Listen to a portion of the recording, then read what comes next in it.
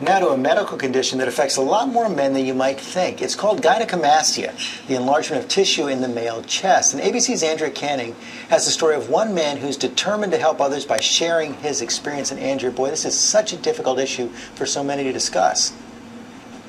Yeah, George, good morning. It really is a tough one, and it's constantly joked about on TV. You know, men have a hard time talking about it, but we're about to introduce you to one man who is talking about it, and he's sharing his story because he wanted to help others. But remember, this is a sensitive issue, and some of these images may not be suitable for children. You're about to see an incredible transformation. One man who's about to change his body and his life with our cameras rolling. I have good news for you. But to understand this moment, you have to understand his journey, which starts with a love story. Kathy was 15. Eric was 17. He was a good-looking guy. And it was love at first sight.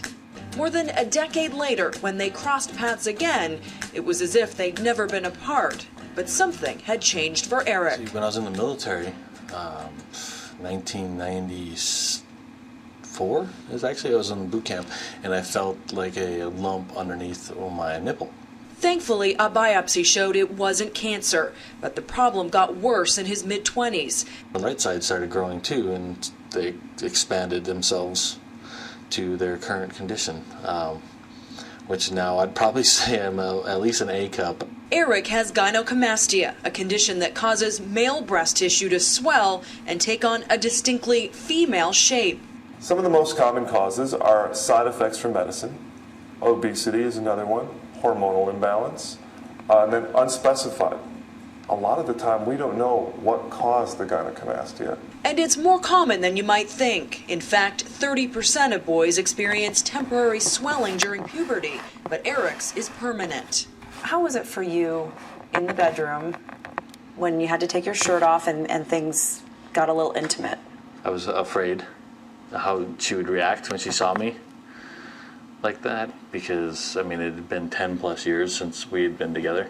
Is she gonna just try to be nice to me and then run away screaming later? And what did you think when the shirt came off? I had 2 children. I had stretch marks at that point, too, that I was concerned about showing him. Actually, that made me feel better to see that, okay, nobody's perfect. But I could see his discomfort with it, and it made me love him more. The high school sweethearts are now married with 3 beautiful girls, but Eric's struggle persists. She'd say something, "Oh, you look good," and I'd be like, "Yeah, right."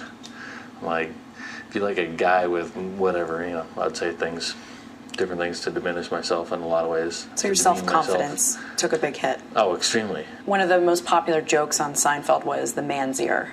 The bro. It's called the bro. Or the man's ear. Yeah, but I prefer the bro. I like man's ear. It's too close to home in a lot of ways. Stuff like that is like... Put off by the invasive procedure for corrective surgery, Eric decided to try to live with it. Every single day, everything I do, I think about it. He doesn't even feel comfortable swimming shirtless with his kids in his own pool. So this spring, when Eric heard about a new, less invasive surgical procedure, he went to the Sono Bello clinic for cosmetic surgery to check it out. After establishing that Eric has a healthy diet and exercise regime, Dr. Aaron Rollins determines that Eric is a good candidate. I'm pressing the reset button on his chest. Sooner the better is the way I looked at it. And Kathy is eager to see him shed his self-consciousness. That's what I'm looking forward to changing, to get him happy again. Not unhappy. I'm just not happy with my own skin, we'll say. The surgery takes about 3 hours, and Eric is wide awake the whole time. Dr. Rollins uses the latest liposuction technology, followed by a laser to make the tissue smooth. It's kind of like using really fine sandpaper before you finish some woodwork. I'm already happy. GMA tracks Eric's gradual recovery for 2.5 months. When I catch up with him, the difference is remarkable. She likes the water. How has life changed for you? I feel by far better than I ever did. He went to the beach on our trip and took off his shirt, and he was playing with the kids in the water, and that was something I never thought I'd see him do.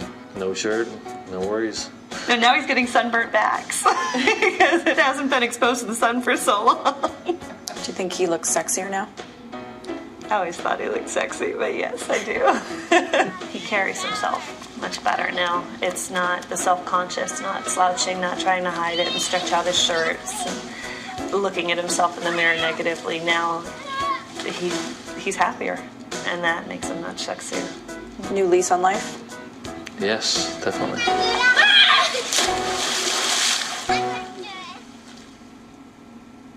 And Eric's condition is actually different from what you would see in overweight men. He has a hormonal imbalance, so he's now taking testosterone injections to keep this condition away. And George, he is expected to get even flatter, hopefully over the next year as the swelling continues to go down. And it's so impressive to see them both dealing with this in such a healthy, open way.